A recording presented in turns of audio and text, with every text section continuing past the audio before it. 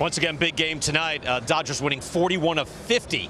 I throw that at Dave Roberts' way right now. Dave Roberts joins us now. Dave, great to see you. Hey, good seeing you guys. Thanks for having me on. I'm getting right to it last night. I mean, the chutzpah last night. You're up 3-2 in the ninth against the number 2 seed. You're the number 1 seed. You bring in Jake Reed, a guy who hadn't pitched in a month. He'd been cut by the team that he's facing.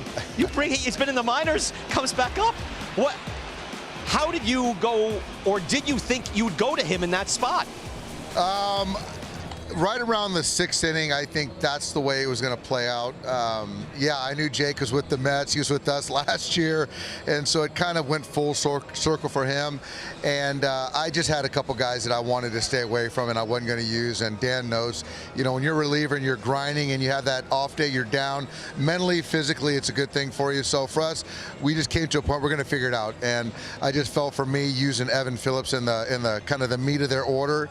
And we had Jake at the back end, and just go out there and trust him, and he made me look good. It was great night for him. He looked emotional, but did you think that since he was on the Mets that maybe there was an edge, or there's a lot on his career in that moment too? Yeah, you know what, I wouldn't say edge, but I will say that I went and touched him after the game, and he had the beer shower last night, and he said it was more emotional than his big league call-up, and he was almost in tears. And so I think it was more of just kind of a team that he used to play for, a team that he's playing for in this environment. Last night, the crowd was electric. It was a big win, and he certainly showed his emotion. Kershaw coming back tomorrow night. What are you expecting from Clayton tomorrow?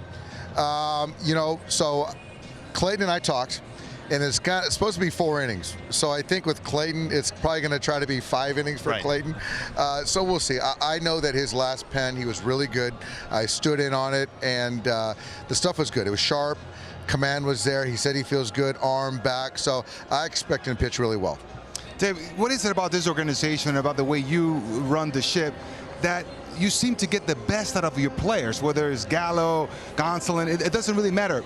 They seem to all get better as soon as they arrive in LA. You know what, Carlos, that's probably the biggest compliment, and I say that because the Lays you look at is a payroll, but they don't talk about young players that come up and make an impact, guys that we sign, claim from waivers, or a guy like you mentioned, Joey Gallo, who had a tough go of it in New York, and to come over here and be revived and feel good, contribute.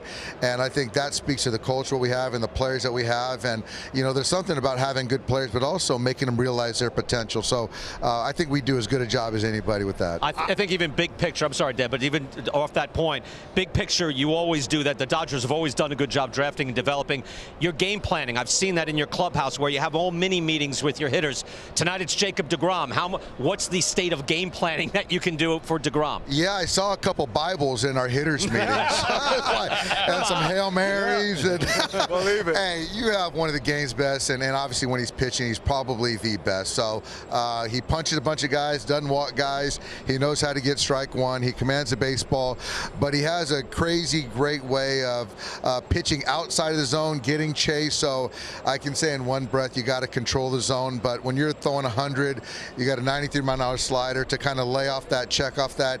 It's tough. So hopefully there's a flare in there. We come up with a 3-run homer and we win a ball game. We'll see.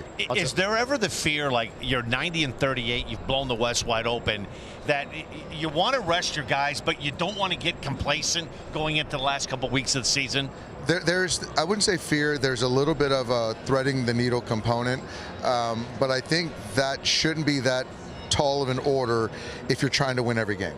And I think that that's what we have, regardless of what players are down in the pen, what players are going to start that might need a blow or not start.